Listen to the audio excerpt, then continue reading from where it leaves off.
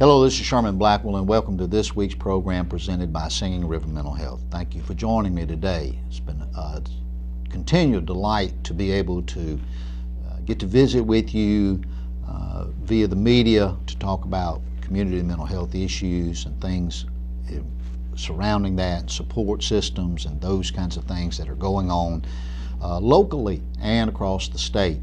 And as you know, mental health is certainly something that affects most every family in the United States of America at one point or another. And of course, that is not just indigenous to the United States, it's global, of course, but our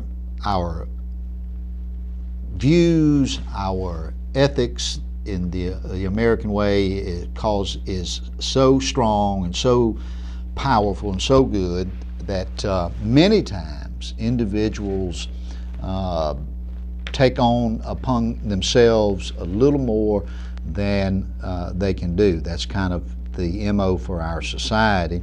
And of course, the times in which we're living now, there's a lot of uncertainty about the economy. There's a lot of uncertainty about, particularly in our area, when we're talking about still being in the rebuilding process for community mental health and for all businesses on the coast area. I was just in a conversation with my counterpart at Region 13, that's Gulf Coast Mental Health. That's Jeff Bennett, who is the CEO, director there. And we were talking about the other four, what we call the other four coastal counties, we being the other two, Jackson and George, as far as what we call the 6 coastal counties. I know there are actually just 3 on the coast, and Jeff was telling me about the rebuilding that's going on in his area and some of the difficulty that they're still having. And of course, his area received a lot of damage, not to minimize the devastating damage that we had, but the 2 other coastal counties to the west of us received devastating damage, and so much so that I remember seeing him on 60 Minutes, and he was talking about that, standing in a place where their office used to be, and got good news to report about that. He said in a pre-Katrina state they had like 230 employees. They're back around 200 now, and they had about 4,000 open active cases, and now they have approximately 5,800 to 6,200 open active cases. And so that's it's kind of like we're dealing with in Jackson and in George County. As you've heard me state, we're still not back up to par, but we are moving in that direction. And at this taping today, just came from a commissioners meeting that was held from community mental health commissioners from across the state of Mississippi. Judy Ramey is the chairman, the president of that association at this time, and she was there and gave a report about some things that are happening across the state concerning mental health.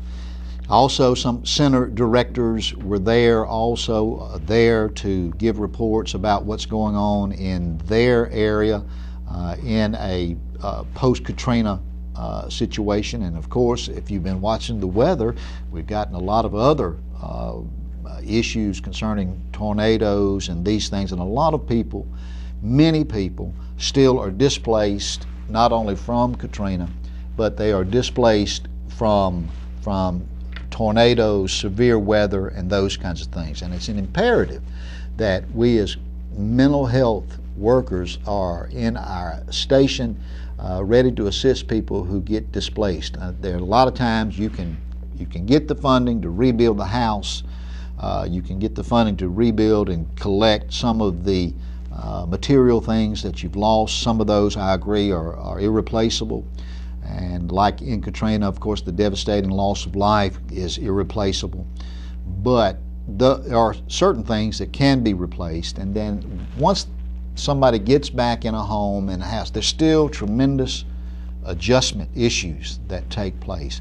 And there's still a lot of uncertainty here on the coast about where people are going to go, what they're going to do. And I know there's other side, not on one side or the other side. People say, well, just get a life, get over it, and get a job, and do that. And in any system, people take advantage of it to a certain degree. But that's neither here nor there with us as community mental health workers. What we want to do is to help people gain their self-esteem, their emotional equity back, if you will. And many people have lost that and haven't gotten the ability to get back to a place where they want to be or where they need to be. And that's why we bring you this program, and that program number that you see on your screen we think is so very, very important. Our calls are up. They have been up since Hurricane Katrina. And I guess I'm talking about that today because it just came from a meeting where there are still a lot of issues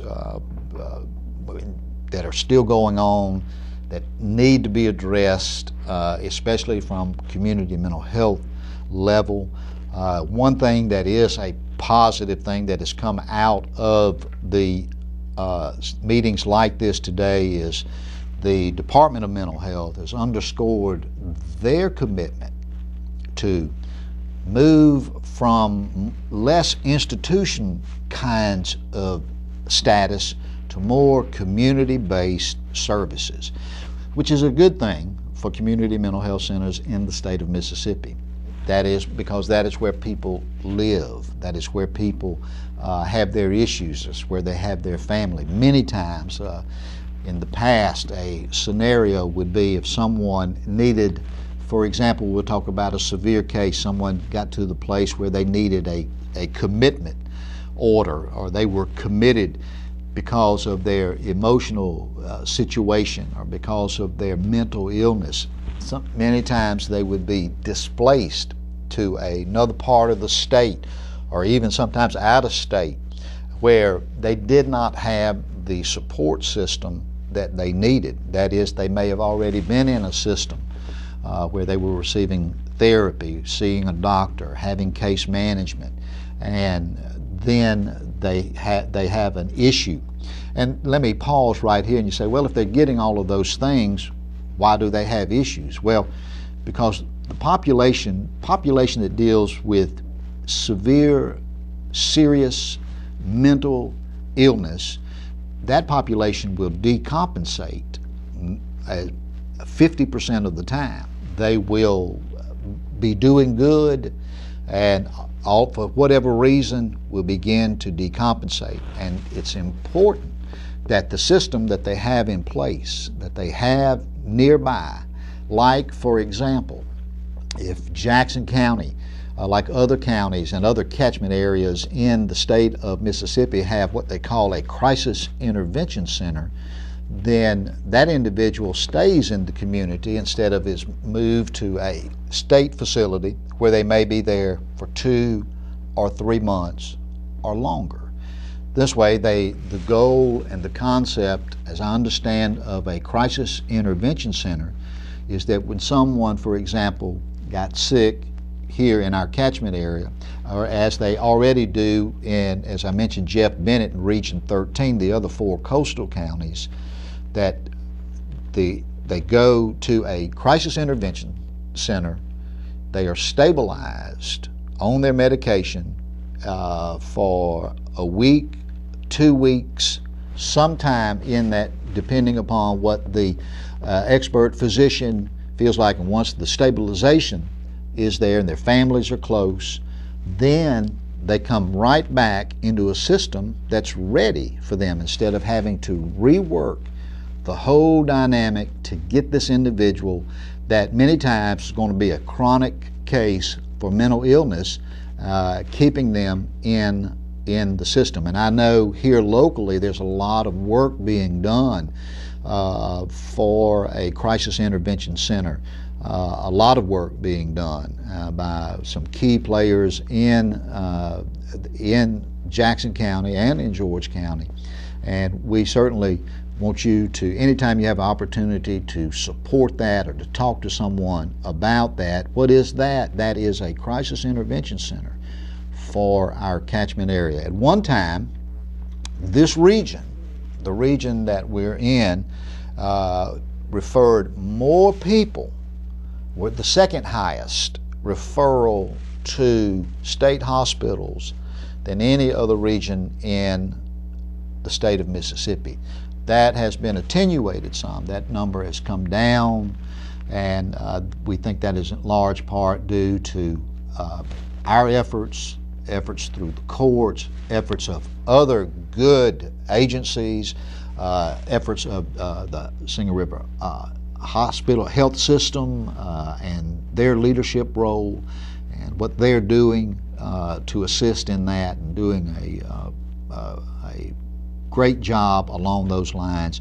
And so that's an important thing to keep on the front burner in the state of Mississippi. I think it's very, very important, because eventually, at some point in time, somebody you know, if not in your immediate family, if not yourself, if someone that you do know, will have an issue with mental illness, and it's very important that they get the help that they need. You say, do I like to come on and just talk about that? I like to talk about reality, and the fact of the matter is that's going to happen. That's going to happen, and let alone substance abuse issues and those kinds of things that need to be continually addressed here, particularly in our area. And so we're going to continue to talk about that as we go forward over the next few weeks and months. This is Sherman Blackwell, and I want to remind you of the number you see on the screen there. That number is available to you 24 hours a day, 7 days a week. And we're getting ready to take a break, and when we come back, I want to talk about our new office that's coming to the West Jackson County and St. Martin. Then I want to talk about some more about the commissioners meeting and tell you a little bit about what transpired in that meeting that we had Monday of this week. And then I want to talk about, of course, our symposium, and May being Mental Health Month, where it's important to highlight and to raise the issues concerning mental health in our community. And then we're going to talk about some depression issues if we get to this. And so, another report that came out of the commissioners meeting today was the fact of substance abuse and how it continues to be an issue in our area. So when we come back after these messages, we're going to talk about those things.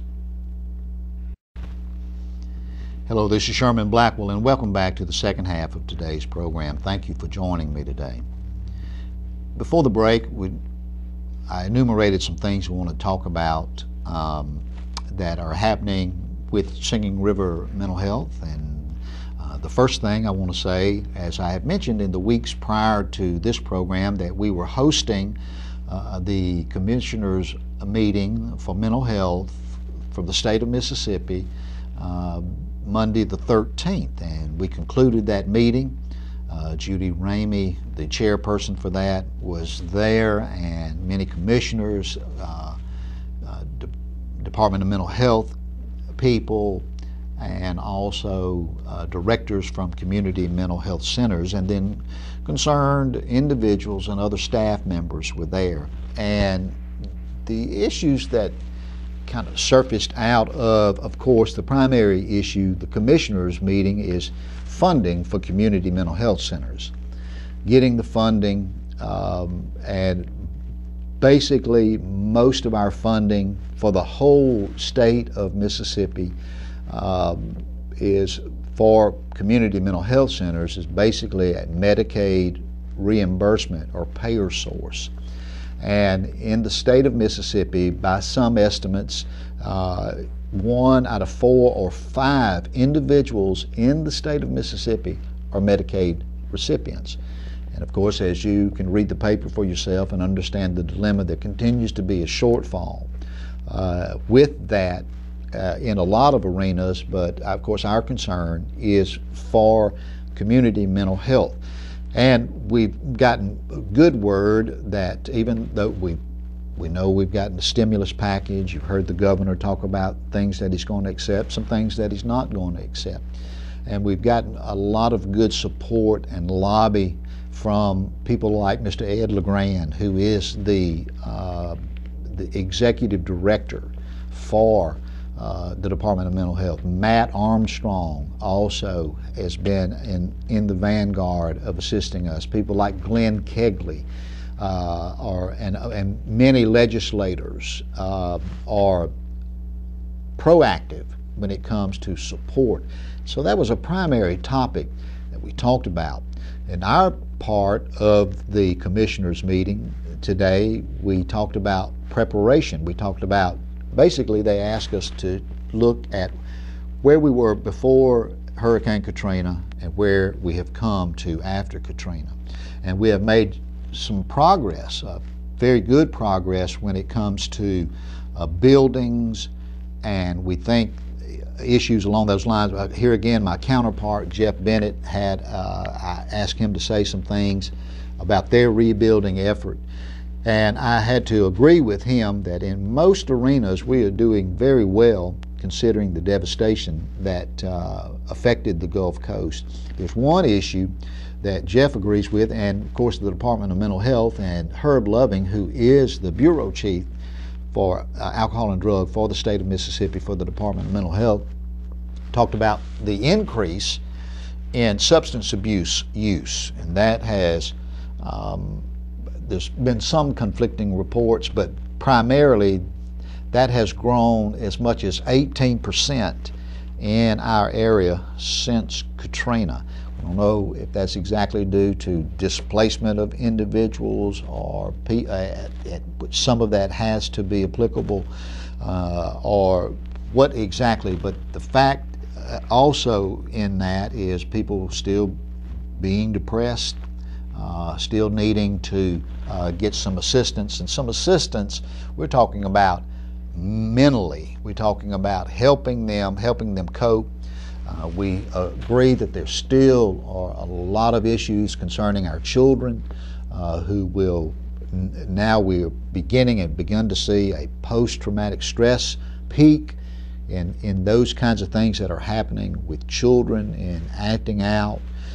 Children, of course, we had many concerns right after Katrina, but on a primary concern with children, because you have a child in a home, and when a parent becomes devastated, becomes depressed, becomes anxious, has issues, then the trickle down to that obviously is going to affect the family and children. And so these are issues that we are aggressively targeting and looking at. We have now a new regional children's coordinator, and the reason we have a new one is because our former one's husband's job or issues with transferred out, and so now Debbie Brockway, who you will see on this program from time to time, we're going to bring her on and talk about what she is going to be doing to target with our schools, with our local physicians, with everyone that we can of interest to assist children in particular, and we're going to target them and see and get positive results out of that. We've got some science-based programs that we've already implemented, and so if you need information, if you may have a child that still hasn't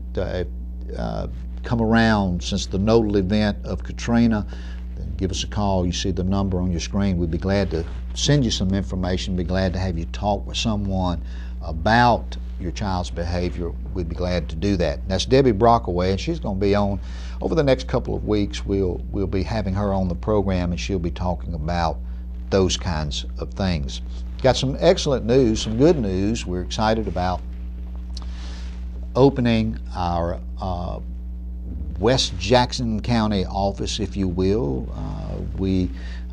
Of course, the legal aspect of that and signing of contracts is all being done, and we're moving to the west part of Jackson County. And for years in the past, Singing River had a presence in the Ocean Springs area, And now we are moving back into that area, and because one thing, it helps with convenience.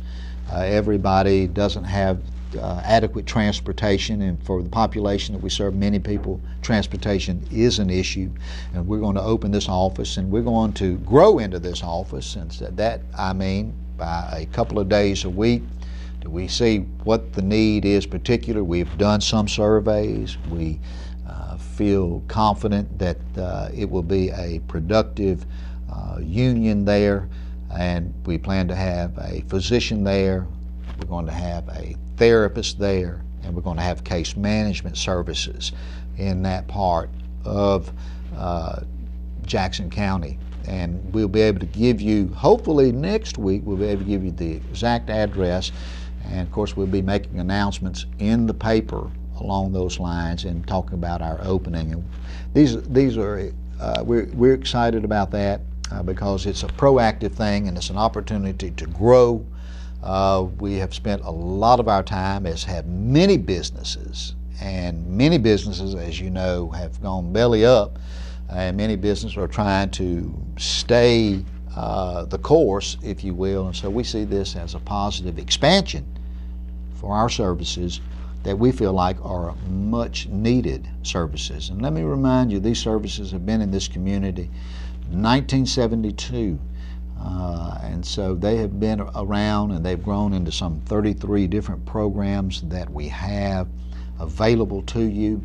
And while I'm here, if you have any inquiries, any questions about that, you can jot us a line, you can call us on the phone. Let me give you our mailing address: 3407 Shamrock Court, and that's in Goshen, Mississippi. 3407 Shamrock Court, Goshen, Mississippi, 39553, I believe, is the zip code there. So we're going to be, if you like some information, if you'd like to see the number on your screen there, we'll be glad to get that information to you, be glad to drop it in the mail. Which leads me into, when we talk about expanding of programs, one thing that we're excited about, we talked about today a little bit at the meeting, was our symposium. Today, at this airing, it is April 13th. You'll see this, of course, on the 14th. And May is Mental Health Month.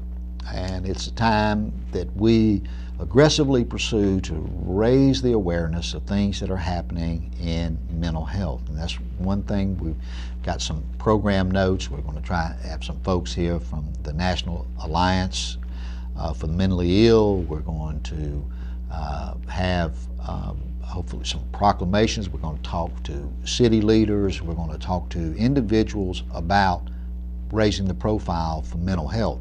And of course, May 14th, we're going to have our symposium, where we'll be to showcase the services that we provide. That's going to be the 14th of May. It's going to be at the Goshen Convention Center from 10 to 2. We're going to have some presentations from some of our local staff. We're going to have Larry Swearingen as our keynote speaker. We're going to serve a light lunch, and we welcome you to come out. We'll be glad to have you there, be able to sit down and talk to somebody about your mental health issues or some questions that you may have. We just want to be transparent, open, and helpful, because as you've heard me state on this program, depression now is so prevalent that more people are depressed than have heart disease and cancer combined. And so it's a very important thing that we feel like that nobody necessarily wants to talk about it. In the past, it's been kind of a nebulous thing, and of course people have a stigma attached to that, but until we break the barriers, until we shatter those concerns, until we have an open and active dialogue about things, because as many of you know, there's tremendous help out there. I've had Dr. Barnes, who is our medical director. We now have Dr. James Hassel on staff and Dr. George Davis, these other two psychiatrists on staff. who can talk and will talk about the positive effects of new medication.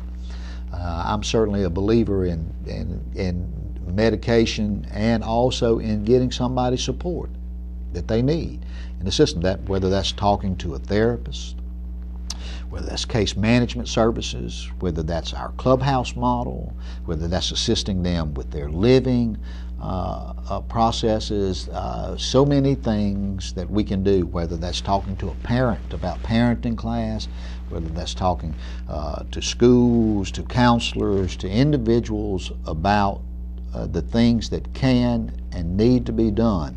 It has to be an application made. You have to apply it to make it work. You have to be compliant. But as you know, there have been great strides along those lines. Well, our time is gone for the day.